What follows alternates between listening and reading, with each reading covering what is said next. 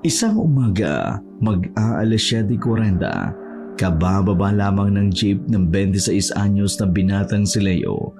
Papasok na sana sa kumpanyang pinagtatrabahuhan nang may mapansin siyang isang napakaganda at napakasexing dalaga sa isang banda na dinaraanan niyang canopy.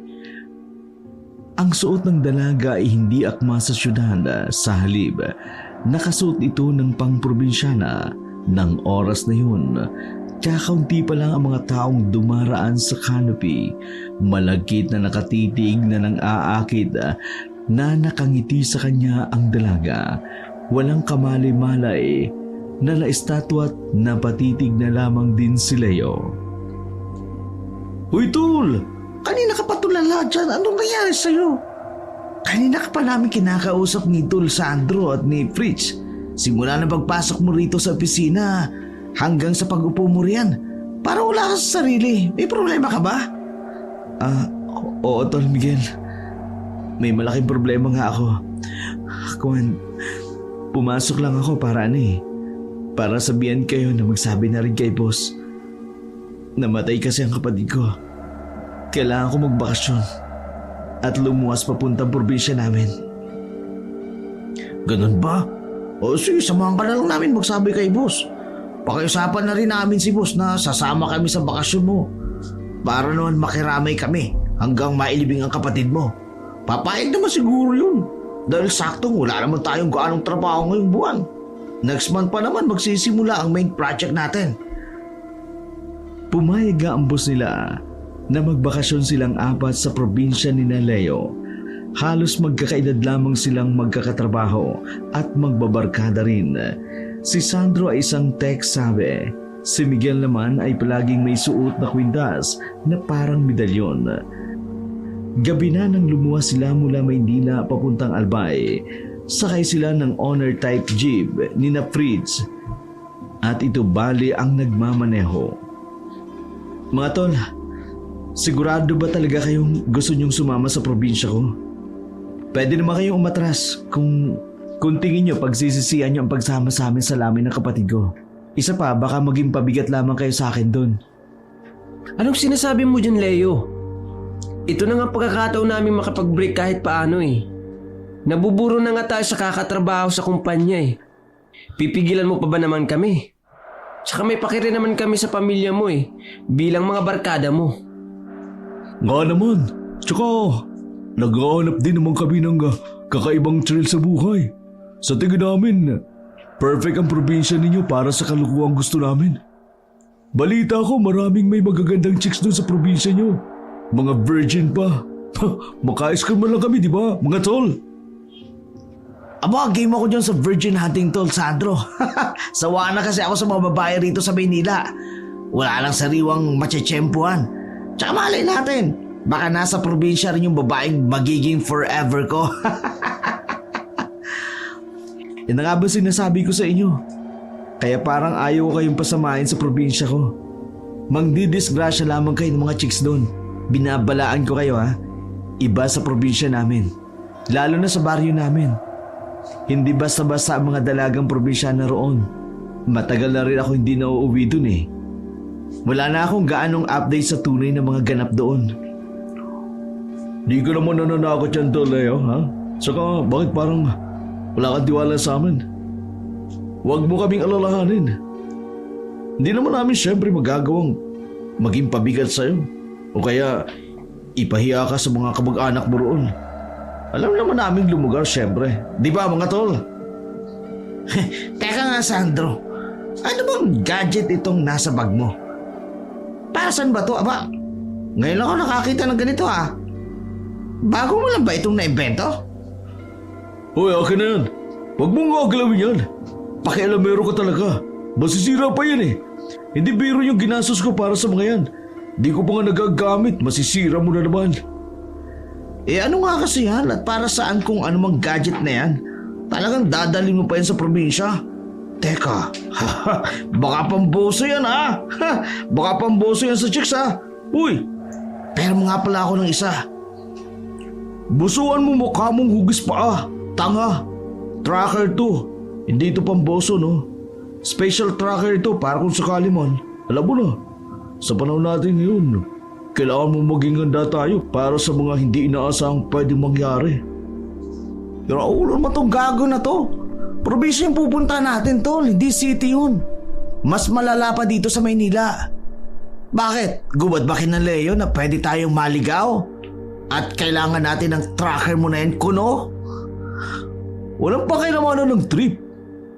So gusto kong i-testing ito kung gaano ka precise para alam ko kung paano ito i-improve.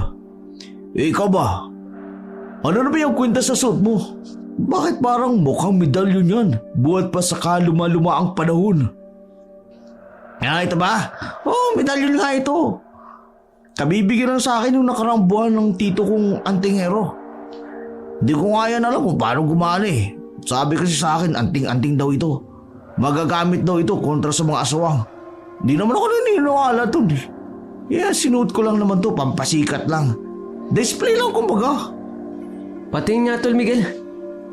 Aba, parang ang buhat pa sa kaluma-luma ang panahon Napakapambihira rin ng disenyo. Mukhang legit na antingero ang tito mo. Pero ang tanong ko lang, may nakaengkwentro na bang mga aswang ang tito mo? Walang Tulpris. Taga Mindanao yung tito ko May mga kwento naman akong naririnig tungkol sa kanyang mga nakaengkwentro daw kuno sa mga aswang. Sa Mindanao, sa Bisaya daw marami. Sabi pa, dahil dumarami raw mga antingero sa Mindanao at sa Visayas, ang iba daw ng mga aswang nagsilipat na rito sa Luzon. Kalokohan! Hindi totoo ang mga aswang. Kung totoo, bakit dito sa Pilipinas lang may mga aswang? Yung mga anti-antingerong kunong mga yan, racket lang nila yan para may mapagkakitaan sa pagbebenta nila ng mga anting-anting o medalyon kuno ng Paris na yan. Teka nga, Fritz, iabot mo nga sa akin yan. Peke naman to Pinagmukha lang totoo para bilhin. Bugok, sabi ko, bigay sa akin yan ng tito ko Huy, hindi ko yung binili At lalong hindi nagbebenta ng ganyan tito ko. Pili lang mga binibigyan niyang ganyan. Isa na ako doon sa mga piling-piling tao na yun. Piling-piling? Hindi ka naman naniniwalang may anting-anting to Isa pa, hindi magandang mayroon ka nito.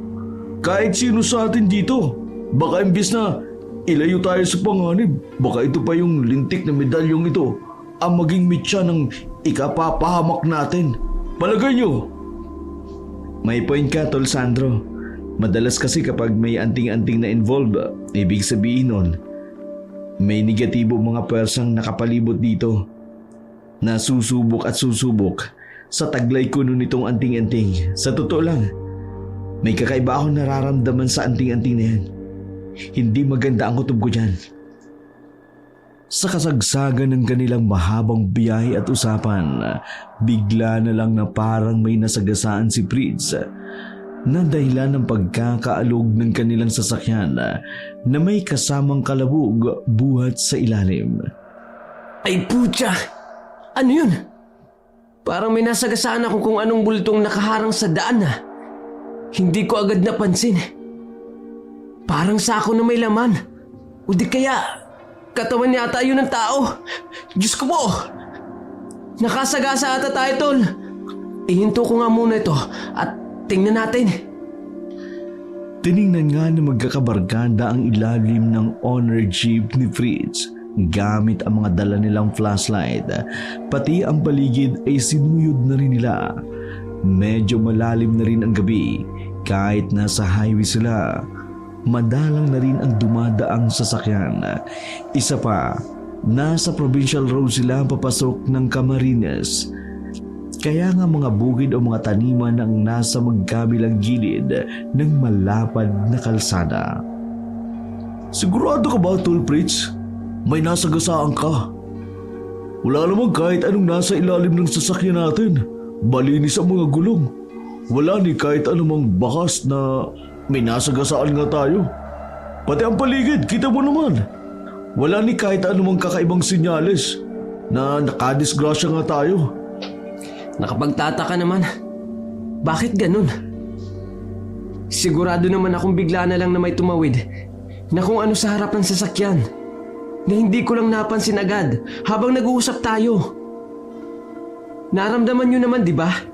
May kumalabog sa bandang ilalim at medyo tumalbog pa nga itong owner.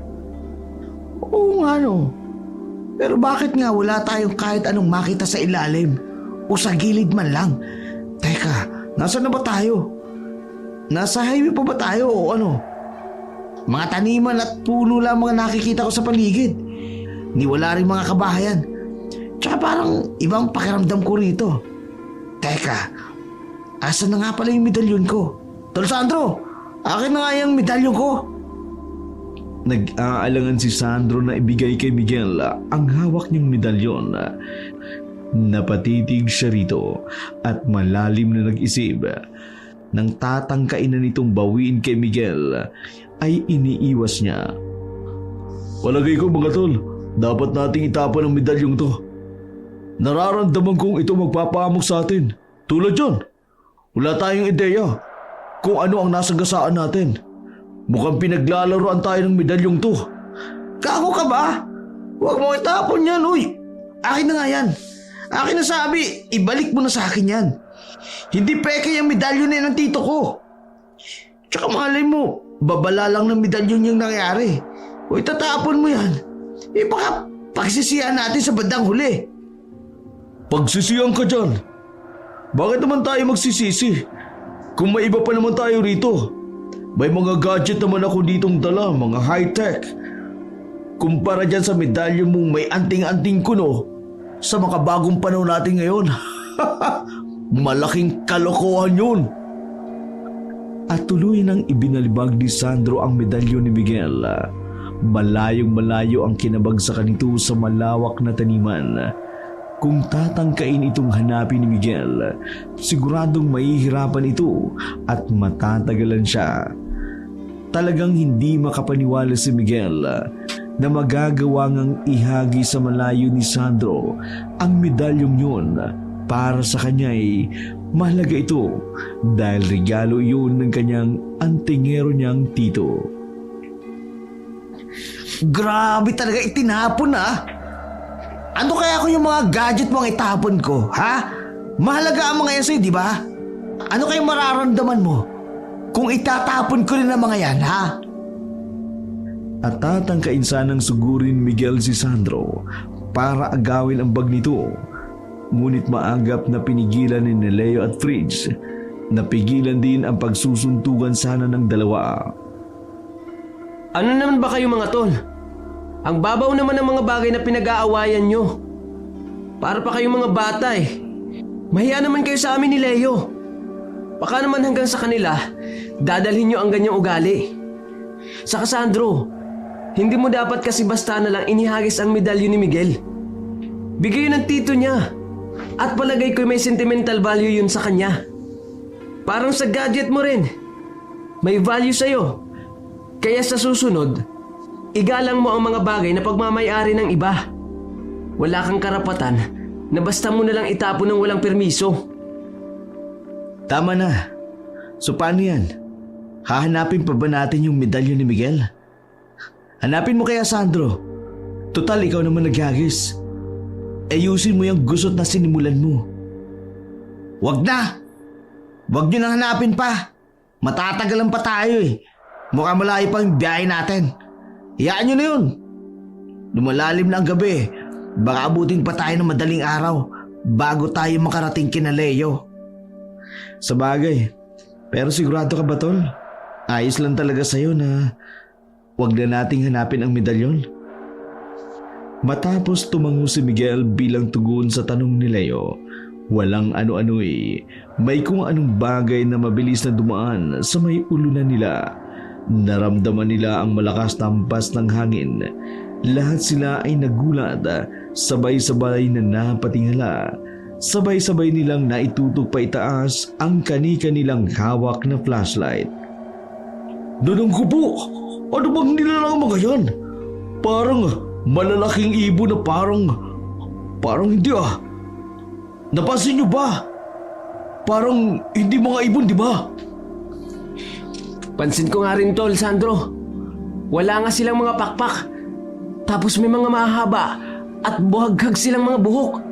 Parang isang babae. Tsaka, anak ng... Lumingon yung isa! Patayin yung mga flashlight nyo! Dali! Hindi basta-basta nilalang ang mga yun! Baka balikan tayo! Dali-daling muling sumakay sa honor type jeep ang magkakabarkada. Si Miguel ang huling sumakay. Habang sumasakay siya, may naramdaman siyang may malamig na bagay na dahan-dahang gumapang at pumulupot sa kanyang liig. Nang kapain niya ito, gulat na gulat siya nang malamang yun ang medalyong itinapon kanina ni Sandro sa malawak na taniman. Kusang muli itong bumalik sa kanya. Napansin din niyang bahagya itong nagliwanag. Kaya itinago niya ito sa suot niyang maong na jacket para hindi mapansin ng kanyang mga kasama. Ang pananahimik nila bigla habang nakikiramdam sa paligid ay binasag ng mahinang bulong ni Sandro. Anong gagawin natin ngayon mga tol? Tutuloy pa ba tayo kay Leo? Bumalik na lang kaya tayo sa Manila? Nakakatakot naman pala dito sa probinsya. Bukang totoo yatang may aswang rito. Baliw ka ba? Tsaka tansya ko, lagpas kalahati na tayo papunta kay Leo. Kumbaga, nasa last leg na tayo. Saka pa tayo babalik? Isa pa, isipin mo rin yung sayang na gasolina. Andito na tayo sa Bicol. Ilang kilometro na lang. At muli silang napatahimik nang marinig nilang muling may humahagibi sa labas sa badang tuktok ng kanilang sinasakyan. Nagulat din sila nang may marinig silang parang mararahas na mga sigasing. Dinig na dinig nila ang malakas na pagsinghod na parabang pilit na inaamoy at tinutuntun ang kanilang kinaroroonan. Nasaan ang mga lalaking inilawan tayo kanina? Bakit bigla na lang silang nawala? Pati amoy nila ay katakatakang nawala rin bigla. Saka, hindi mo ba napansin na parang pamilyar yung amoy ng isa sa kanila? Oo, napansin ko rin yun.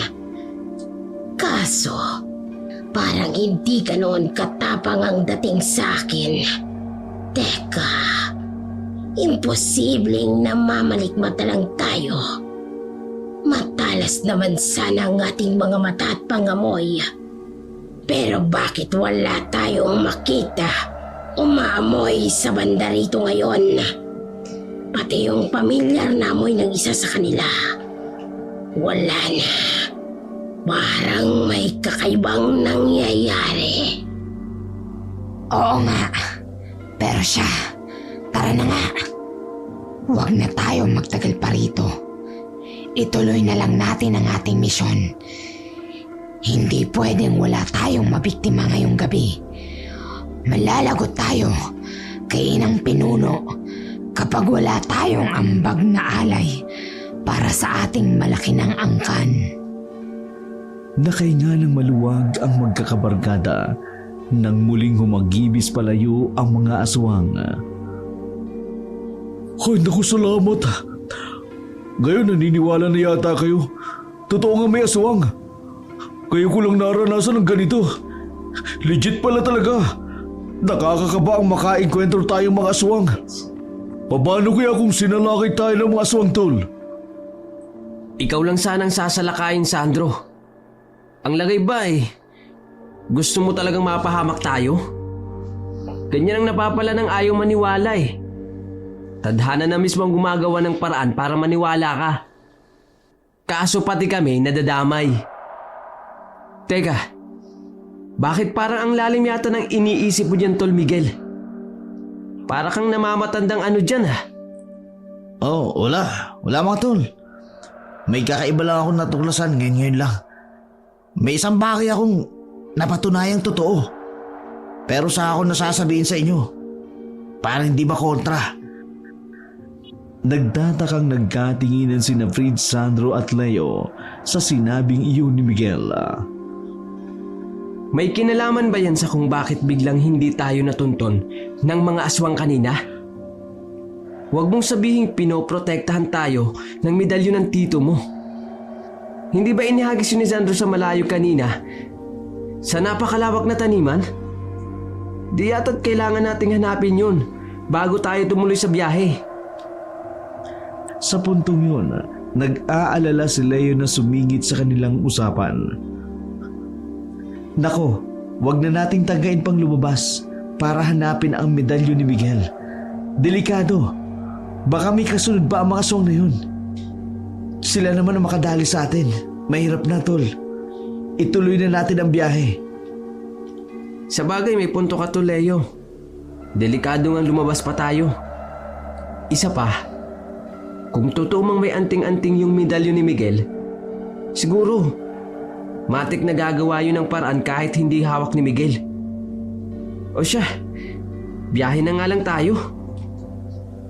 Tumuloy na nga sila sa biyahe at habang bumabiyahe sila, muli silang nagbukas ng usapan.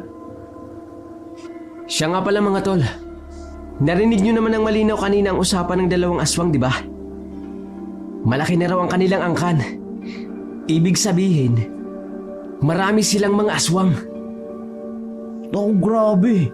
Buti na lang pala, dalawa lang sila kanina. Tsaka, paano kung isang buong angkan pala sila kanina? Tsaka paano pala kung ilan sa kanila napadpad kina Leo? Sabi ko naman sa inyo bumalik na lang tayo sa Maynila. Huwag na tayong tumuloy. Maghanap na lamang tayo ng pansamantalang matutuluyan. Baka may parang inn tayong madadaanan. Doon na lang muna tayo magpalipas ang gabi. Paano kung aswang din ang may-ari ng ina matutuluyan natin? Mas magiging safe pa rin tayo kung kila Leo na lang tayo tutuloy. Total, doon din naman ang talagang pakay natin. Tsaka wala naman siguro mga aswang doon sa lugar nila, di ba? Tama ba ako to, Leo? Tama. Wala namang aswang sa baryo namin. Kung meron man, edi sana may nabalitaan na ako. Tsaka halos lahat ng doon sa baryo namin magkakilala. Kung may madadayo mga aswang doon para mambiktima, malamang nalaman ka agad namin. At sinasabi ko sa inyo, walang dayong may masamang balak sa baryo namin ang muling makalalabas pa ng buhay. As in to, Leo, parang hindi yata maganda to ah. Paano kaya yun? Dadayo din kami sa baryo ninyo. Baka naman pati kami di na makalabas pa ng buhay sa baryo ninyo. Hindi sa ganun, Dol Sandro. Iba naman sa inyo. Hindi naman kayo mga dayong aswang. Iba naman kung mga kaibigan namin ang dadayo. Matatali ko kayo mga kaibigan. Kaya bakit naman ako papayag na may mangyari sa inyong masama? Cargo ko rin naman kayo, di ba? Sa bagay, tol. May tiwala kami sa'yo. Yung si Sandro lang kasi, nakainkwentro lang ng aswang kung ano-ano nang pumapasok sa utak niya. Nagiging matatakutin na. Kaya nga pala mga tol, kanina pa pala. Base sa takbo ng usapan ng dalawang aswang, kanina ko pa ito naisip Pamilyar daw sa kanila ang amoy sa isa sa atin. Ano kaya ibig ipahiwatig nun? Sino kaya sa atin ang tinutukoy nila? Baka yan dahil minsan nilang nakasalumuha ang isa sa atin. Ang mga aswang kasi, nakikihalubilo rin kasi ang mga yan sa mga tao sa umaga. Matalas ang memorya nila. Kung tungkol sa amoy ng bawat tao, nakakabisado nila ang amoy ng bawat taong nakakasalamuhan nila. Ganun ba? Alam mo naman palang talagang ganyan mga bagay na yun Tsaka pala iniisip ko kanina. Ano kaya yung bagay na yun na parang nag-block sa pang-amoy ng mga aswang kanina? Paano kaya kung wala ang persa na yun? Iniisip mo ba na persa yun ng medalyo ng tito mo? Kalokohan. Naiwan na nga natin yun sa pinagagisan ko kanina. Tsaka akala ko ba ikaw mismo hindi ka naniniwala na may anting-anting ang medalyo na yun? Akala ko ba pan-display mo lang yun sa katawan mo? Paano nga kung dahil sa medalyong ko na yun, kaya naprotektahan tayo kanina? Di natin alam kung paano yung gumagana. Pero kung sakaling hindi sa medalyon nga, sana, kilalanin nyo ito. Huwag basta mamaliitin. Huwag na nga ninyong pagtalunan ang medalyon na yun. Sa totoo lang, iba rin ang nararamdaman ko sa medalyon na yun. Nung una pa lang, mabigat ang dating sa akin. Ewan ko nga kung bakit parang bumalik ang bigat na nararamdaman ko eh. Welcome to Barrio de Malayasan! Oh, mga tol. Andito na pala tayo kina Leo eh. Muntikan ko nang di mapansin yung welcome arc. Sa dami ng mga puno sa paligid ng daan.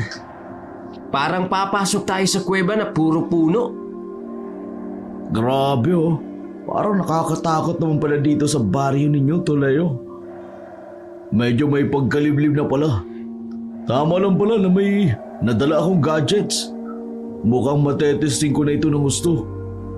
Dito mismo sa lugar ninyo. I-testing mo kayong i-track kung may aso nga dito sa Barrio de Malayasan. Kapag may natrack ka, magiging sobrang bilib na talaga ako sa iyo, tol. Sa pagiging tech sabi mo. Huwag ka lang sanang manginginig sa takot kapag harap-harapan ka na makakakita ng aswang. Gago! Iniinsulto mo ba ako, Miguel? Palibasa wala na ang medalyon mong maipagmamalaki ngayon. Hindi mo na nga pala mapatutunayan kung may saanting-anting nga talaga yun. Bumalik ka kaya sa pinagtapunan ko sa taniman at hanapin mo mag-isa. Ayan na naman kayo eh. Pwede ba? Itigil nyo na yung pag-iinitan sa isa't isa. Daig nyo pang mga aso at pusa. Andito tayo kina Leo. Nakakahiya naman sa mga kamag-anak niya kung hanggang sa lamay dadalhin ninyo ang pagtatalo. At nakarating nga sila sa bahay ni na Leo. Kakaunti lang ang mga tao sa lamay dahil madaling araw na rin silang nakarating. Matapos silang ipakilala ni Leo sa mga naroon, agad sila nitong inakay sa kwarto na kanilang tutuluyan para makapagpahinga na sila. Agad naman silang natulog at kinabukasan, medyo tanghali na silang nagising. Unang gising ni Miguel, nagulat pa siya nang may di sinasadyang narinig niya ang usapan ng dalawang babae sa labas ng pinto ng kanilang kwarto. Sakto namang kinakapakapa niya ang cellphone niya, kaya bigla niyang naisipang i-record ang usapan. Gising na ba ang mga kasama mo, Norina? Mukhang mamaya pa ata magigising ang mga yun dahil madaling araw na sila nakatulog. Salamat nga pala, Iha, at nadala mo sila rito. Wala ho yun, Inang Idrina. Hindi ko rin naman sila pinilit na sumama rito. Sila mismo ang namilit na sumama. Saka, nagsasawa na rin ang mga yun sa buhay Maynila. Gusto raw nila ng bagong adventure dito sa probinsya.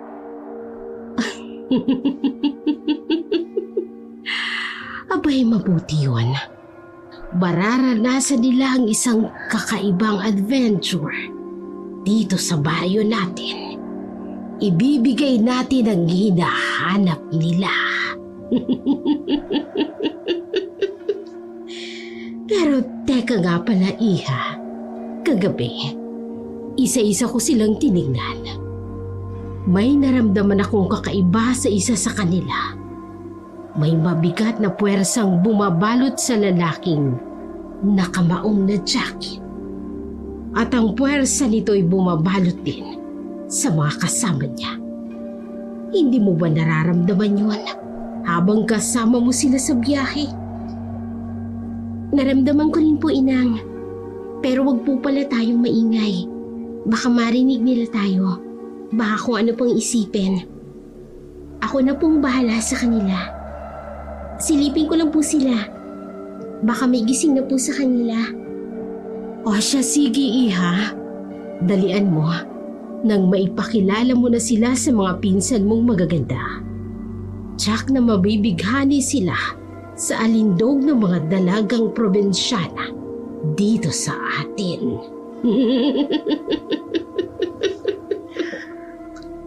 Muling nagtulog-tulugan si Miguel nang pumasok sa silid nila si Leo.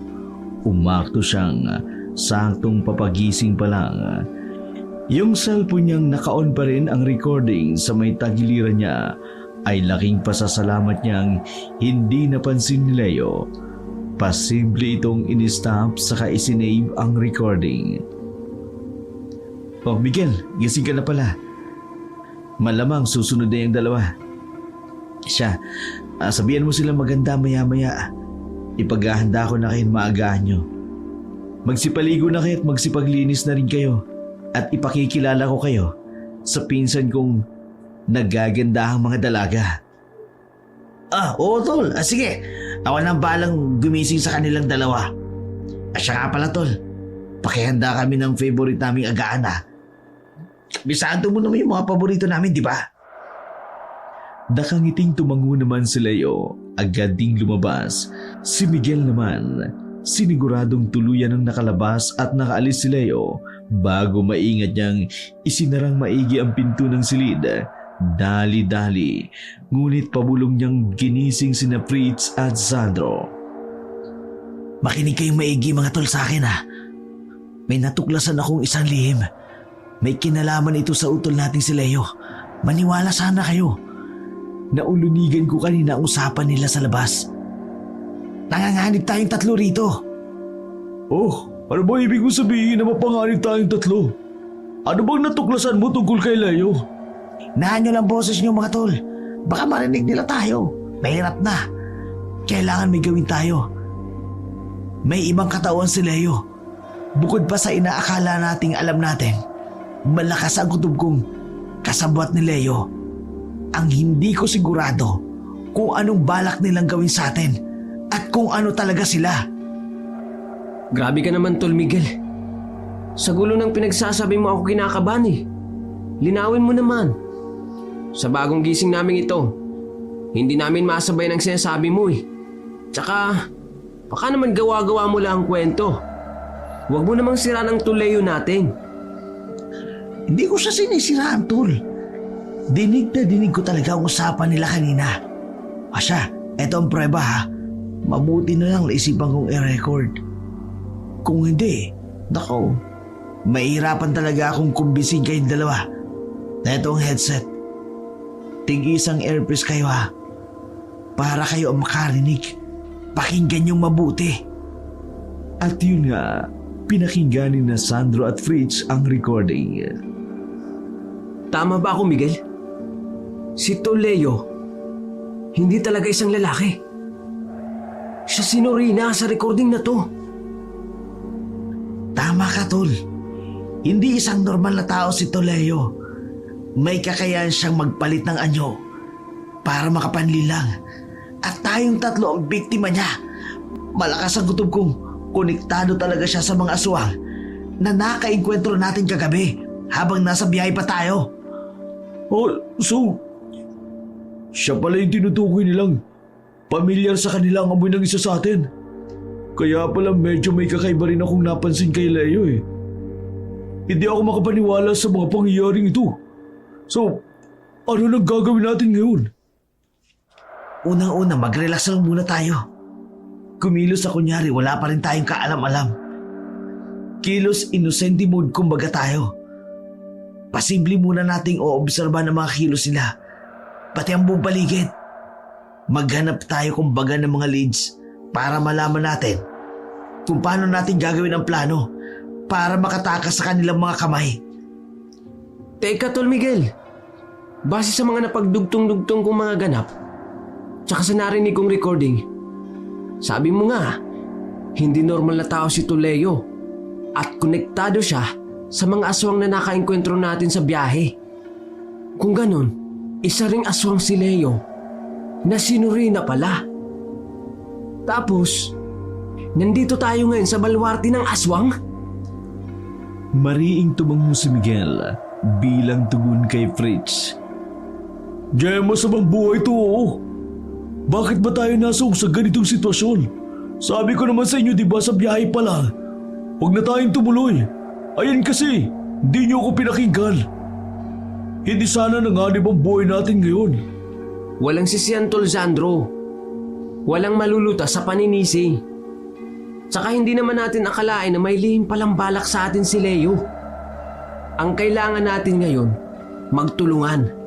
Dahil 3 lang tayong magkakampi rito. Tandaan mo, magkakampi tayo. Tol Sandro, makinig ka maigi ah. May gadgets ka di ba? Trackers yun di ba? Gamitin natin kung may katalinuhan ng mga yan. Tsaka huwag kang padalos-dalos kumilos ah. Hindi pwedeng mahalata nila may pinaplano tayo. Makinig kang maigi, Tol Sandro. Ikaw pa naman ang pinakareklamador sa barkada natin. Seryoso ang sitwasyon natin ngayon. 3 lang tayo, laban sa marami. Kuha mo? Mariin namang tumango si Sandro sa mga tinura ni Fritz. Pagkaraan ay naalala uli ni Fritz ang narinig niya sa recording. Siya nga pala, Tol Miguel. Ikaw lang naman ang naka-jacket na maong sa atin, di ba? Ano kaya yung tinutukoy sa recording na mabigat na puwersa mo na bumabalot din sa amin ni Tol Sandro? Ipaliwanag mo nga sa amin ang tungkol dun, Tol. Di yata gumagana pa rin sa iyo ang medalyo na yun. Tama ba ako? Tama ka tol. Ang totoo niyan. Kusang bumalik sa akin yung medalyon nung balikan tayo ng mga aswang sa biyahe. Eto oh, suot kong muli. Pansinin niyo, medyo luminaw siya. Sinyalis sa may mga aswang sa paligid natin. Ito ang pumoprotekta. Nang ipakita ni Miguel, nasuot na nga niyang muli ang medalyon. Namangha si Fritz, ngunit lalo naman si Sandro. Halos lumuwa pa nga ang kanyang mga mata nang malaglag ang kanyang panga. So, ibig sabihin, may anting-anting nga yung medalyon na bigay ng tito mo, Tol Miguel. Sorry tol ah, kung pinagdudaan ka at naitapon ko yun. Nakakaya tuloy sa'yo. May utang na loob tuloy ako sa'yo sa medalyon na yun. Wala na yun tol. Huwag mo na isipin yun. Total, tuto kayo ngayon sa plano nating makatakas. Hindi tayo pwedeng abutan uli ng gabi rito. Malamang, tayo ang pagpipiyastahan ng buong angkanin ng Leo mamayang gabi. Sa gitna ng kanilang bulungan, narinig lang may pumipi sa doorknob ng pinto sa silid na kinaroroonan nila. Mga tol, di pa ba kayo lalabas dyan? Di pa ba kayo magsisiligo? Halos handa na rin ang pang-agaan ninyo. Dalian nyo na. Excited na rin mga pinsan ko na makilala ro ang gwapo kong mga kabarkada. Oo tol, palabas na kami. Ang hirap gisingin ni Tol Fritz. Kung hindi pa namin biruin na sisirain namin ang cellphone niya, di pa babangon. Ganun ba? Yan ba tulog mantika talaga yan. Siya, dalian nyo at nainip na ako sa kahintay sa inyong mga tol. Marami pa akong gagawin dito. Maya-maya hindi ko na kayo maasikaso. Tutulong pa ako sa pagkatay mamaya ng mga alay para sa kapatid kong namatay. At muli ring umalis si Leo. Dinig nila Miguel ang papalayong mga yabag ng mga paa nito. Ang pagkakataon ay sinamantala ni na Sandro. Binigyan nila ng tag-isang tracker sina Fritz at Miguel at binilinan sila kung ano ang gagawin sa trackers. Open niyo ang Bluetooth ng cellphone ninyo. Akin na.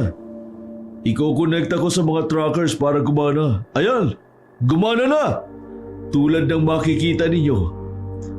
May geolocator sa screen na may dots. Ang 2 dots sa iyo, Fritz, ay ako at si Miguel. Sa'yo naman, Tol Miguel, ang 2 dots ay ako at si Fritz naman. Diyan natin matutunto ng isa't isa. Sakali man magkahiwa-hiwalay tayo. Kuha ko na tol. Pero hindi tayo pwede maghiwa-hiwalay. Hindi ko alam kung hanggang saan ang kayang sakupin ang kapangyarihang taglay ng medalyong ko. Para may proteksyon din kayo, hanggat maaari, huwag tayong masyadong maghiwa-hiwalay para sigurado tayo. Paano palang balak mo sa ibang trackers, Tol Sandro? Dapat pala, mayroon din naman yan si Leo para matrack din natin ang kilos niya. At para alam din sana natin kung paano natin siya matatakasan o kung paano natin sila maililigaw. Oo nga pala tol, buti nilang pinaalala mo. Ang totoo niyan, Sa kanya ko naman tinesting ang sticky trackers. Saka pagaganahin ko rin pala sa trackers ninyo. Gagawin ko palang dat sa geolocator screen niyo. Susubukan ko ring lagyan ng sticky trackers ang iba niyang kamag-anak. Kulay violet dots ang isiset ko sa kanila para hindi tayo malito kung saan at alin. Basta ang green dot, tayo ang mga yun. Tol, ano kaya kung lagyan natin ng sticky trackers itong medalyon ko? Ano kaya ang magiging epekto nito sa geolocator screen natin? Sinubukan nga nilang dikitan ng sticky trackers ang medalyon. Ang naging resulta, nagkaroon ng golden highlights ang mga green dots sa locator na kumakatawan sa kanilang tatlo. Wow! Kusa nagkaroon ng highlights ang kulay! Ano kayang ibig sabihin ng highlight na gold sa green dots natin? Malamang yan yung indikasyon na poprotektahan tayo ng kapangyarihan ng medalyon. Siguro, mawawala lang ang highlight ng gold kapag napalayo na tayo. Kumbaga, saklaw ng hangganan ng bisa ng kapangyarihan ng medalyon. Kaya sabi ko na nga ba huwag tayong masyadong maghiwa-hiwalay. Sige Tol Miguel. Mukhang umaalin-sabay din talaga ang medalyon mo sa gadgets ni Tol Sandro. Mabuti na lang, nandyan kayong dalawa. Bali ako lang pala ang parang walang ambag O siya, tara na, lumabas na tayo. Baka makatunog na sila sa atin Pero teka mga tol, ingat din pala sa pag-check ninyo ng geolocator ng cellphone ninyo ha. Huwag ninyong ipapahalata, baka malaman nila, mahirap na. Paglabas nilang tatlo sa kanilang kwarto, dumiretso na agad sila sa salas kung saan naruroon ang kabaong na pinaglalamayan. Balak nilang hanapin si Leo. Napansin nilang kakaunti ang mga tao at puro mga babae pa. Mukhang mga dalaga pa lang ang mga babaeng nakaupo malapit sa taol at napansin din nilang talagang napakaganda at nakamimismerize na alindog. Palihim na napatingin sa geolocator screen ng kanyang cellphone si Miguel. Nakita niya roon ang red dot ni Leo. Nasa malapit lang sa kanila. Nagulat siya sa nalaman. Ibinulong agad niya kina Fritz at Sandro. Mga tol, nasa kanyang totoong anyong babae si Leo. Isa siya sa mga nakaupo malapit sa taol. Malamang, yung nakangiti sa atin. Ayan, papalapit sa atin. Kumusta mga pogi? Ako nga pala si Norina, pinsang buo ni Leo. Ibinili niya kayo sa akin. Nautusan kasi si Leo at may pinuntang importante sa bayan. Bale, ano pala ang uunahin nyo? Maligo o mag-agahan? Maliligo na lang muna kami bago mag-agahan. Babalik na lang kami sa kwarto para kunin ang mga gagamitin namin at bibihisan namin. Muling nag-usap-usap ang magbabarkada sa kanilang kwarto. Grabe. Ang galing pala magpanggap nito Leo. Siya pala yung babaeng yun. Ang layo ng mukha niya sa totoong buhay. Ganun pala katinik magpalit ng anyo ang aswang. Naku, kailangan nating tapatan ang galing nilang magpanggap. Mga tol, napansin niyo ba kung gaano ka-sexy ang mga dalaga sa labas? Pakiramdam ko kanina habang tinitingnan ko sila para akong nai-hypnotize. Huwag niyong sabihin, ako lang ang ganun nakaramdam. Isa pa nga yun sa mga napansin ko Kanina, naramdaman kong nag-vibrate ang medalyon ko nang maramdaman kong parang nai-hypnotize ako sa ganda mismo ni Leo o ni Norina. Kaya bumalik ako sa wisyo. Ang kutob ko sinadya nilang akitin tayo sa pamamagitan ng kanilang nakakahipnotismong alindog. Kapag tuluyan tayong nawala sa wisyo, madali lang nila tayong masasalakay. Teka lang Tol. Buti ikaw, may medalyong nagba-vibrate para babalaan ka. Kami ni Tol Sandro wala. Ay teka, parang nagba-vibrate din pala kanina sa kakaibang paraan ang cellphone ko sa bulsa. Kaya bumalik din ako sa wisyo. Parang nahihipnotis mo rin ako. Ikaw ba, Tol Sandro? Hindi ba nag-vibrate din ang cellphone mo? Oo, meron nga. Hindi nga siya normal na vibrate lang. Kaya pala hindi ko maipaliwanag ang nararamdaman ko kanina. Para bang bigla ako naalimpungatan mula sa malalim na pagkakatulog nang maramdaman ko yung vibrate ng cellphone ko. Pinoprotektahan nga talaga tayo, Tol Sandro. Niyang medalyon ni Tol Miguel. Kaya tandaan mo, huwag tayong lalayo kay Tol Miguel. Dahil kung sakali wala na, mahihipnotis mo tayo ng tuluyan at makakatay ng ganun-ganun na lang ng mga aswang. Okay, Tol Fritz, tatandaan ko yan. O ano nang susunod nating plano? Base sa mga bagong nalaman natin.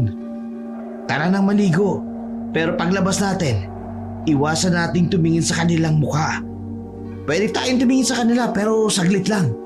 Pasimple lang para hindi malata. Siya nga pala, Tol Sandro. Pahingi rin kami ni Tol Fritz ng sticky tracker. Tulong-tulong tayo at pasimple lang sa kanila. At nakaligo na nga at nakapagbihis ang magbabarkada. Maingat silang nakipaghalubilo sa mga nagagandahang mga dalaga sa paligid sa lamay. Tulad ng plano nila, matagumpay nilang nadikitan ng sticky trackers ang ilan sa kanila. May 6 ding nadikitan nila, maliban pa kay Norina na si Leo mismo. Ngunit na mag-aaga na sila, biglang nakaramdam si Miguel na nag-vibrate na naman ang kanyang medalyon. Sinyalis iyon na may mali. Naramdaman din ito ni na Fritz at Sandro sa kanilang cellphone. Teka mga tol, huwag niyong gagalawin ng pagkain. May kung ano sa pagkain. Meron naman tayong dalang extra snacks sa bag natin. Yun na lang yung lantakan natin mamaya. Oo nga, Tol. Pero teka, tingnan ninyo ang geolocators ninyo, Tol Fritz, Tol Miguel. May kakaiba ba kayong nakita? May nagpa-flash na malaking dot sa gold malapit sa atin. Tansya ko, location ito mismo ng Ataol. Oo nga, Tol Sandro. Ginagabayan talaga tayo ng medalyon. Ano kayong meron sa Ataol? Tara, Tol Miguel. Tingnan natin kung ano ang mayroon. Hindi pa nga pala natin nakikita ang itsura ng namatay na kapatid ni Leo. Lumapit nga ang magbabarkada sa Ataol. Pero habang papalapit sila biglang hinatak ng isang dalaga ang nahuling si Sandro na hindi napansin ni na Miguel at Fritz. Persang hinawakan ng dalaga ang mukha ni Sandro at tiningnan ito sa mata. Papalagsanan si Sandro nang maramdaman niya ang pag-vibrate ng cellphone niya sa bulsa. Ngunit bigla siyang hinalikan ng dalaga at naramdaman na lamang niyang parang inihigop na ang kanyang lakas. Kasunod dito, wala na siyang nagawa. Nang pagtulong-tulungan siyang ilayo ng 2 dalaga mula sa walang kamalay-malay niyang mga barkada. Samantala, gulat na gulat naman si Miguel at Fritz nang tuluyan nilang makita ang itsura ng patay sa loob ng Ataol. Tol Miguel, paano nangyari to? Akala ko ba si Toleo ay si Norina? Bakit si Toleo ang nasa kabao? Anong nangyayari? Ginamit pala ni Norina si Toleo. Noon pa man pala, binabalaan ako nito ng medalyon. Hindi ko kasi noon napansin ang bagyang pag-ilaw-ilaw nito. Malamang, ginamit ni Norina ang kanyang alindog at hinipnotize si Leo. At mula noon, ginamit na ni Norina ang kanyang katauhan para sa plano niyang dalhin tayo sa liblib na lugar na yun. Para dalhin tayo sa liblib nilang baryo. Habang nakikinig sa sinasabi ni Miguel, pasimpleng nagpalingalinga si Fritz. Doon niya napansin wala na sa tabi nila si Sandro. Teka, Tol Miguel. Nasaan si Tol Sandro? Bakit pati ang mga dalaga sa paligid nawawala? Tayo na lang palang natira rito. Ano nang nangyayari? Check natin ang geolocator natin. Nandito naman sa malapit sa atin ang Green Dot ni Tol Sandro at ang mga dalaga. Mukhang iisang direksyon na pinupunta ng Violet Dot nila. Parang may hindi magandang mangyayari. Panigurado, nasa panganib si Tol Sandro. Tol Miguel, walang gold na highlight ang green dot ni Tol Sandro. Tsaka may isang green dot na kasama ng violet na papunta kung saan. Palagay ko, kay Tol Sandro yun. May ibinulong siya sa akin kanina na double dots daw ang kanya. Naglagay din daw siya ng sticky stickers sa katawan niya para kung sakali. Ganun ba? Kailangan natin mahanap ang cellphone niya. May palagay akong nalaglag niya ito. Hindi pwedeng malaman ng mga aswang na may trackers tayo. Oo nga pala. Yun nga palang steady green dot niya sa geolocator. Hanapin natin. Ayun, nasa ilalim ng lamesa ang cellphone niya.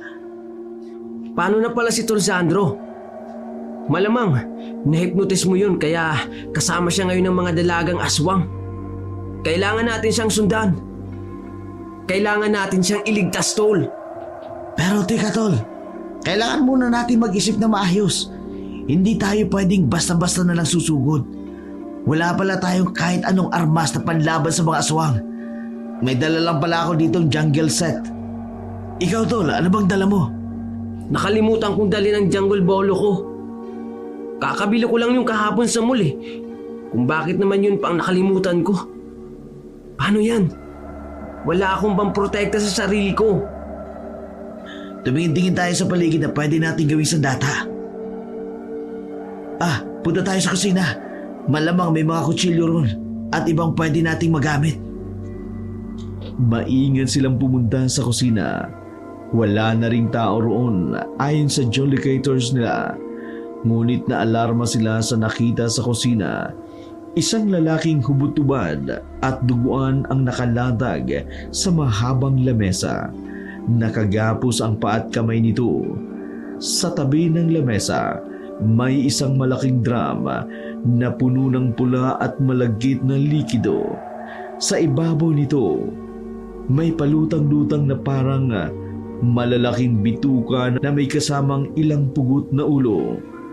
Puro ulo ito ng mga lalaki. Nang walang ano-ano'y biglang umungol ang hubutubad na lalaking nakalatag sa lamesa. Buhay pa pala ito. Sino kayo? Bakit kayo nandito? Hindi kayo dapat nandito. Matutulan kayo sa sinapit ng mga kababarkada ko. Buong pait na napahigbi ng maalala ang madugong sinapit ng kanyang mga kabarkada. Tumakas na kayo rito. Huwag niyong hayaang abutan kayo ng gabi. Sinasabi ko sa inyo, hindi na kayo makalalabas dito ng buhay. Pagsapit ng dilim. Kinuha ni na Miguel at Fritz ang iba't ibang uri ng kutsilyong nakalapag sa gilid ng mahabang lamesa. Pinagtulungan nilang kalagan ang nakataling lalaki. Isasama ka namin sa pagtakas. Kahit paano may alam ka kung paano kumilos ang mga aswang dito. Makatutulong yun sa pagtakas natin. At isa pa, may trackers kami. At may suot din akong medalyon na may agimat. Alam ko ang kahinaan ng mga aswang sa baryo nila. Mga binabinatang tulad ninyo, hindi pa nila natitikman. Nang aakit sila ng mga binata sa pamagitan ng kanilang alindog para makipagtalik. Ngunit pagkatapos, brutal nilang kakainin ng buhay. Ano? Parang ang labo naman ata. Alin doon ang kahinaan nila? Mga binatang virgin pa? Paano yan? Hindi na kami mga virgin ni Tol Miguel. Ang ibig ko palang sabihin ay ganito. Kung ang mga dalagang aswang ay nanghihipnotismo gamit ang alindog nilang malaprobinsyana, kayo rin ay pwede nyo silang ihipnotismo gamit naman ang inyong mga manoy, sila ay kailangang unang lumapit sa inyo. Hindi kayo. Kung kayo ang unang mahihipnotismo, lalapit sila. Katapusan nyo na. Seryoso ba yung sinasabi mo? Ano yun? Ibubuyang-yang namin ang ano namin sa harap nila para mahipnotis mo sila? Uunahan namin silang ihipnotis mo? Paano kami nakakasiguro sa sinasabi mo? Huwag mong tawanan, Tol Fritz, ang sinasabi niya. Survivor siya rito. Nasaksiyan niya ang lahat ng mga nangyari sa kanila ng mga kabarkada niya. Siya mismo, naranasan niya ang ganun. Eh kasi Tol Miguel, paanong buhay pa siya kung kinakain pala ng buhay ng mga dalagang aswang ang isang binatang natikman na nila? Malamang, na-rape na siya ng mga aswang. Nandiri kasi sa akin at dalagang aswang. Naipnotismo sila nang makita nila ang ari ko. Hindi ako naipnotismo ng alindog nila dahil ako rin ay nasusukang tingnan sila. Kasi ang totoo niyan hindi kasi ako ang straight na lalaki. Yun ang dahilan kung bakit ayaw nila akong lapain. Sa napag-alaman ni Fritz at Miguel, pareho silang medyo natawa. Pero saglit lang na natawa si Miguel dahil may naisip agad siyang base sa mga impormasyon na nakuha sa lalaking isa palang binabae. Aha, alam ko na kung paano natin isa-isang pababagsakin ang mga dalagang asawang na yan. Ganito, Tol Fritz, makinig kang mabuti. Kapag nandyan na sila sa malapit, uunahan natin silang i-hipnotismo. Huhubarin natin ang pang-ibaba nating suot. At hahayaan na lang nating nakalantad ang ano natin para agad nilang makita. Tapos, hahayaan natin silang lumapit. Kunyari, tatangkain natin silang asawahin. Pero bigla natin silang aatakihin gamit ang kutsiyong itinatago natin. Perfect! Pero diretso sa puso ang undayan ninyo para dedo agad sila. Kasi kung ibang parte lang, maghihilom din agad at lalo silang lalakas. Maya-maya, habang nag-uusap-usap sila sa may kusina, biglang naramdaman ni Miguel na nag-vibrate ang suot niyang medalyon. Kasunod dito, automatiko siyang napatingin sa geolocator ng kanyang cellphone. Maging si Fritz ay napasunod din at napagaya sa inakto ni Miguel. Nakita nila sa geolocator ang kilos ng mga violet dot ng mga dalagang aswang. Nanang ko po! Papunta rito ang mga aswang! Ano nang gagawin natin, Tol Miguel? Kinabahan ako bigla. Kailangan na nating magtago. Ilagay mo sa bag ang cellphone at hawak mong kutsilyo. Tapos huhubarin ko ang pantalon ko at brief ko. Tandaan mo, tayo ang dapat na maunang makahipnotismo sa kanila. Iwasan mong tingnan ang mukha nila at huwag kang makikipagtitigan sa kanila para hindi ka mahipnotismo. Eh, paano pala tong isang kasama natin? Huwag niyo na akong alalahanin. Dito lang ako sa may likuran niyo. Bali parang dagdagmatan niyo lang ako at magsasabi sa inyo ng dapat gawin. Magbababala sa inyo kung may makita akong hindi niyo nakikita. Ako na rin pala ang magsusuot ng hinabad yung pantalon. Total, ilag naman sa akin ang mga dalagang aswang. Tuluyan nang napaharap sina Miguel at Fritz at ang kasama nilang lalaki sa mga dalagang aswang. Sina Miguel at Fritz ay nagmukhang mga siraulong manyaka habang naglalakad.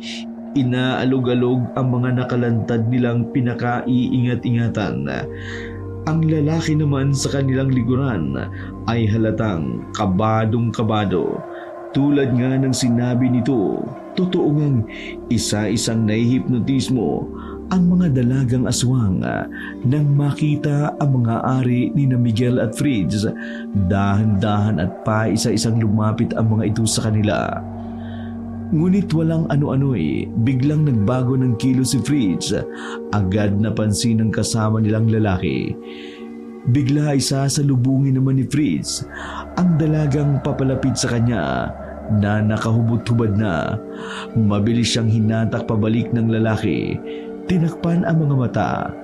Nang makalapit na ang nahipnotismong dalagang aswang, walang sabi-sabi, inagaw ng lalaki ang nakatagong hawak na kutsilyo ni Fritz. Sinaksak sa dibdib ang aswang. Umayos ka, boy! Hindi ka dapat tablan ng libog ng dalagang ito. Tandaan mo, aswang sila, aswang! Hayaan mo munang takpan ko ang mata mo habang isa-isa silang lumalapit. Kundi, katpusan mo na! Hindi ganun karami ang mga dalagang aswang na nahipnotismo at nagsilapit sa tatlo. Ang ilan ay biglang nahimasmasan at galit na galit sa natuklasan. Tumakas sila at nagsipagtago para hindi mapaslang. Hindi pa sila ganun kaagresibo. Hindi pa sila nakapagbabagong anyo dahil hindi pa gabi. Kaunti na lang sila. Sigurado ako. Kailangan natin silang sugurin. Mauubos sila. Makakatakas tayo. Tuloy, hanapin natin si Sandro. Nagkakamali ka, boy. Kung iniisip mo nagkakaunti lang sila, hindi sila marami. Magsisilabasan silang lahat kapag nag-umpisa ng lumatag ang dilim. Pero kailangan pa rin nating tugisin yung ilang mga nagsipagtago. Teka, tingnan natin kung nasaan sila sa Julicator. Heto, mukhang binalikan nila yung green dot ni Tol Sandro. Pero mukhang hindi na rin gumagalaw ang dot ni Tol Sandro, Tol Miguel. Oo nga. Tsaka teka, bakit biglang parang isa-isang nawawala ang violet dot nila? Pati ang red dot ni Leo o ni Norina. Paano to? Hindi na natin sila matatrack. Norina? Sinong Norina? Bakit kilala ninyo ang isa sa kanila? Mali ang iniisip mo. Wala kaming connection kay Norina. Pero ginamit ni Norina ang anyo ng kabarkada namin si Leo. Kaya napadpad kami sa baryong ito. Naisan kami ng aswang na Norinang yun. At narinig din namin, may inang Indrina pa si Norina. Ibig sabihin, hindi lahat ng aswang dito ay mga dalaga. Ganun pa? Pero teka, paano nga pala? Kailangan na natin magmadaling kumilos. Mas mahirap na kalabanin ang mga aswang kapag kumagat ang dilim. Magpapalitan niyo sila. At hindi natatalab ang mga hipnotismo ng magiging mas mabangis rin sila. Tol Miguel, ano na? Paano na ang gagawin nating pag-atake sa mga aswang? Hindi na uubra ang trackers natin. Nalaman na yata nilang tungkol dito at malamang pinagtatatanggal na nila ang nakadikit sa kanila. Yung medalyon mo pala, yan na lang ang pag-asa natin. Oo, Tol Fritz. Kaya huwag kayong lalay sa akin para masaklaw pa tayo ng proteksyon ng medalyong to. Kapag lumayo kayo sa akin, hindi ko kayo mapoprotektahan laban sa pagsalakay ng mga aswang. Lalo na sa gabi. Teka pala, mga boy. May mga dala ba kayong flashlight? Dehado tayo sa gabi kapag sobrang dilim sa gabi sa baryong to. Meron. May dala kami ni Tol Miguel. Kaya huwag ka rin lalayo sa amin Kaya ng battery ng flashlight nyo ang magdamagan? Kung sakali man ay ganito gawin natin. Isa-isa lang muna natin gagamitin. Pagsapit ng dilim. Tsaka ni isa kapag nalobat yung isa para makasigurado tayong may pang-ilaw tayo sa buong magdamag. Tama ka. Nagamit rin kasi namin ang flashlight noong nakaraang gabi. Kaya obligado tayong tipirin ang battery ng flashlight. Tsaka, teka nga pala, wala ka bang napansin sa mga dalagang aswang na kakaiba sa lahat? Kumbaga, wala ka bang napansing leader nila? Meron! Mature ang isa sa kanila. Pero siyang pinakamaganda at pinakamaalindog. Baka siya yung sinasabi niyong Indrina kanina. brown ang kulay ng kutis niya at purong kulay puti hanggang bewang ang kanyang buhok. Naku, isang gabunan pa lang leader nila. Mahihirapan tayo sa kanya. Baka hindi kayanin ng medalyong ko. Hindi ko lubusang kabisado ang kapangyarihang taglay ng medalyong ito. Tol Miguel, wag naman ganyan. Lalo akong kinakabahan eh. Dapat tiwala lang tayo sa suot mong medalyon. Hindi naman mapapasayo yan nang walang mabigat na dahilan. Magtiwala tayo sa gat ng tito mo kung bakit isa ka sa pinili niyang bigyan ng medalyang yan. Matapos ang konting pag-uusap ng tatlo tungkol sa mga dapat nilang gawin para matalo ang mga aswang ay kumilos na rin sila. Ang unang plano nila, hanapin si Sandro sa pag-asang buhay pa ito. Kasabay nito, isa-isa rin nilang sasalakayin ang mga aswang sa paligid sa tulong ng hudyat ng medalyon hanggang sa abutan na sila ng takip silim. Dito sila nagsimulang lalong kabahan, lalo na nang may kakaibang ugong silang narinig na paparating. Tol Miguel, naririnig niyo ba ang naririnig ko? Kakatakot! Anong ugong yun? Parang papalapit sa atin. Parang pinalilibutan tayo. Ay, Diyos ko! Ayun na nga sila. Sabi ko na nga ba sa inyo marami talaga sila at lahat sila ay puro babae aswang. Mga mababanggis na aswang, kumanta kayo. Patayin muna rin yung flashlight at makiramdam muna tayo. Tingnan ninyo, kakaiba ang ilaw ng suot kong medalyon. Saka nararamdaman ko, parang may kakaibang puwersang ikinakalat ito sa katawan ko. Bukang inihanda ako ng medalyon sa laban sa mga aswang. Ikaw lang, Tol Miguel? Paano naman kami ng kasama natin? Ikaw may protection. Kami wala. Teka, baka kailangan din naming humawak sa'yo at baka sakaling pumasok din sa amin ang kakaibang puwersang bumabalot sa'yo. Ganun na nga ang nangyari. Nang hawakan ni Fritz ang katawan ni Miguel, ay pumasok din sa kanya ang kakaibang pwersa. Dahil dito sumunod din na humawak ang kasama nilang binabae. Ang nakapagtataka lang, parang ayaw tumulab dito ang kakaibang pwersang nanggagaling sa medalyon. Baka kaya ayaw pumasok sa kanya dahil ilag naman sa kanya ang mga aswang, di ba? Kaya hindi na niya kailangan ng dagdag na puwersa. Siguro nga, Tol Fritz.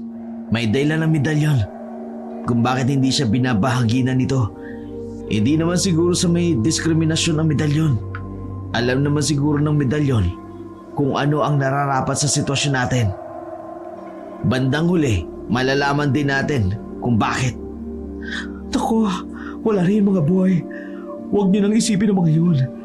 Nararamdaman ko naman ang kakaibang pwersa ng medalyon. Tsaka, sa sitwasyon kong medyo nanghihina na ako, baka kung ako pa maging dahilan para hindi makapasok sa akin ang pwersa. Walang ano-ano'y may biglang humagibi sa bandang ulunan ng tatlo. Kasabay nito, parang may mga bagay na bumagsak malapit sa pwesto ni Fritz. Gumulong ito hanggang tumama sa isang paa ni Fritz. Nyemas, ano tong tumama sa paa ko? Iilawin ko ba mga tol? O kakapain ko na lang? Saglit, kakapain ko lang. Anak ng... May buhok! May ilong! May tainga! Pucha! Ulo yata itong mga tol! Pagod na ulo ng tao! Sa takot ay hindi sinasadyang tuluyan ng inilaw ni Fritz ang nakapangbagay at ganoon na lamang ang pamimilog at panglalaki ng kanilang mga mata. Lalo na nang makilala ni Fritz at Miguel na ang ulo na yun ay si Sandro. Ang ginawa ring yun ni Fritz ay naging daan para matuntun ng mga aswang ang kinaroroonan nila. Dahil dito, sumagingsing sa galit na nagkakagulo ang mga aswang, sabay-sabay na nagpadaluhong sa kanila. Saan tayo magtatago, Tol Miguel? Ayoko bang mamatay? Ayoko maranasan ang brutal na naranasan ni Tol Sandro. Marami pa akong pangarap sa buhay. Takbo mga boy! Dali! Ako na bala dito. Susubukan kong lituin sila. Akin ang isang flashlight. At sa inyo, huwag niyong sisindihan. Basta tumakbo lang kayo na mabilis. Aabot sa makakaya ninyo. Dali! Tara na tol, Fritz. Kumapit ka sa akin, maigi. Para hindi tayo maghiwalay. Poprotektahan tayo ng medalyon ko. Kailangan makatakas tayo rito. Yun man lang ay maging masaya ang kaluluwa ni Tol Sandro at Tol Leo. Kapag nakatakas tayong buhay. Kawawa naman ang mga utol natin. Hindi nila deserve ang mga sinapit nila. Sinusumpa ko ang mga aswang na yon. Malipol sana silang lahat. Ang ginawa na nagpaiwang lalaki habang tumatagas sina Miguel at Fritz ay tumakbo ito sa ibang direksyon habang pinaikot-ikot sa ere ang hawak ng nakasinding flashlight. Sinundan siya ng nagliparang galit na mga aswang habang takot na takot, sunod-sunod na nagsisisigaw. Samantala, sina Miguel at Fritz naman biglang napahinto nang marinig nilang may mga sagingsing at kaluskos sa bandang unahan nila. Para silang natulos sa kanilang kinatatayuan habang nakikiramdam. Parehong kumakabog din ang kaba ng kanilang mga dibdib. Dinig na dinig ang lakas ng kanilang paghinga. Katapusan na yata natin to, Tol Miguel. Anong laban natin sa dami nila? Tsaka, teka pala. Nasaan ang medalyon mo? Bakit yata hindi man lang umiilaw? Basta, huwag ka lang gagalaw tol, Fritz, sa kinatatayuan mo. May kutob akong sadyang namatay ang ilaw ng medalyon. Pero ramdam ko, may lihim itong plano. Iilawan ko sila ng flashlight. At kapag sinimulan nilang daluhungin tayo, papatayin ko bigla. Agad kang dumapa sa damuhan. Di dadapa na ako ngayon din, Tol. Baka kasi sa pagkataranta ko, makalimutan akong dumapa. Mahirap na. Pero ang nangyaring pagkailaw pala ni Miguel sa kanyang flashlight sa mga aswang ay sumibad na agad ang mga ito sa pag-atake. Si Fritz naman, dahil sa matinding pagkagulat sa nakitang nakatatakot na itsura ng mga aswang, biglang muling napatayo at binalak na kumaripas ng takbo. Dahil dito'y hindi na rin sumunod si Miguel sa orihinal nilang balak. Sa halip, sinabayan niya na si Fritz na nagpaikot-ikot na inuunday sa ere ang hawak nilang mga kutsilyo. Ramdam nila ang masaganang pagtatalsikan ng maiinit na likido sa kani-kanilang mga mukha at katawan. Ramdam din nila ang kakaibang lakas at liksi na bandang unay ipinasok sa katawan nila ang medalyon ni Miguel. Ngunit dahil talagang napakarami ng mga aswang, umabot na rin sa punto na nanghina sila. Nagtamo rin sila ng mga kalmot at pagkapilas ng kanilang mga balat sa nagtutulisan at nagtatalimang mga kuko ng mga aswang. Mabuti na lang nagawa rin nilang maubos ang mga ito bago sila tuluyang lumapasay sa pagod. Salamat at natalo't na ubos natin sila, Tol Miguel. Salamat sa medalyon mo, Tol. Dahil sa kakaibang lakas na ipinahiram sa akin. Grabe. Sobrang nakakapagod, Tol. Baka pwedeng humilata muna tayo at magpahinga saglit. Ang hapdit, ang sakit-sakit na rin ang mga sugat ko sa katawan eh. Huwag muna tol. Mukhang hindi pa tapos ang laban natin sa mga aswang. May nakikita pa akong isang paparati. Hindi ito normal na aswang. Malaki siya sa karaniwan at puro puti ang kanyang buhok. Kingina naman yan. Nasaan, Tol? Anak ng... Malamang, yan ang pinaka-leader nila. Diyos ko! Malayo pa lang! Sobrang nakakatakot na itsura! Tapos, umatukal pa! Tapos kung umatukal, sobrang nakakapanginig ng kalamnan! Atras na tayo, Tol! Wala na tayong lakas! Basta maging alerto ka lang, tol. Ito ng pinakahuli at pinakamalakas nating makakalaban. Paniguradong mahirap itong talunin. Hindi ko alam kung makakaya ito ng medalyon ko. Pero magtiwala tayong hindi nito tayo bibiguin. Ikaw ang bahala, tol. Basta sa likod mo lang ako. Wala na akong lakas. Teka. Ang medalyon mo, tol. Umiilaw na ulit. At kakaibang ilaw niya ngayon. Nang muli nilang lingunin ang kinaroroonan ng leader ng aswang, bigla itong nawala at nang muling lumitaw, mismong nasa harapan na nila. Mabilis nitong sinunggaban si Fritz at malakas na ibinilibag sa malayo. Nang gigil naman itong hinarap si Miguel. Ikaw pala ang may suot ngayon ng medalyon ni Loreto. Marahil ay anak o pamangking kanya. Pues, tingnan natin kung matatalo mo ang isang makapangyarihang gabunang tulad ko! Ngunit sa oras na hawakan ng gabunan si Miguel, bigla na lang itong napaso at umusok ang buong katawan. Dahil dito'y agad itong bumitiyo at nangisay na parang kinukuryenteng lumakad palayo hanggang sa tuluyan na itong bumagsak sa lupa. Katagalan, unti-unti itong naupos at naging abo. Ganun na ganun ito natalo ni Miguel. Samantala, matapos ang laban, napansin ni Miguel na may puting usok na lumabas mula sa suot niyang medalyon. Unti-unti itong nakaporma hanggang sa makilala niya kung sino, ang antingero niyang tito na si Loreto. Isa na lamang itong kaluluwa. Salamat, pamangking ko.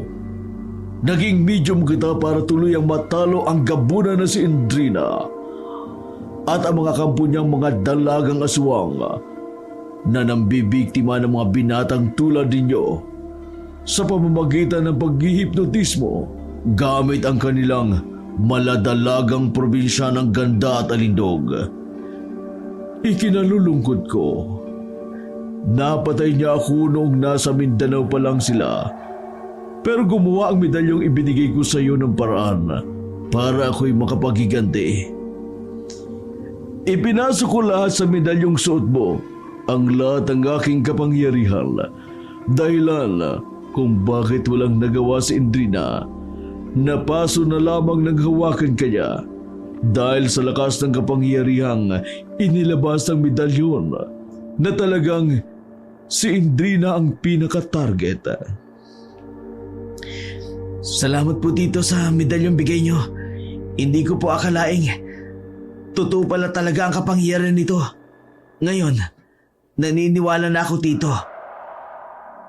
Tunay nga na isa kang antingero.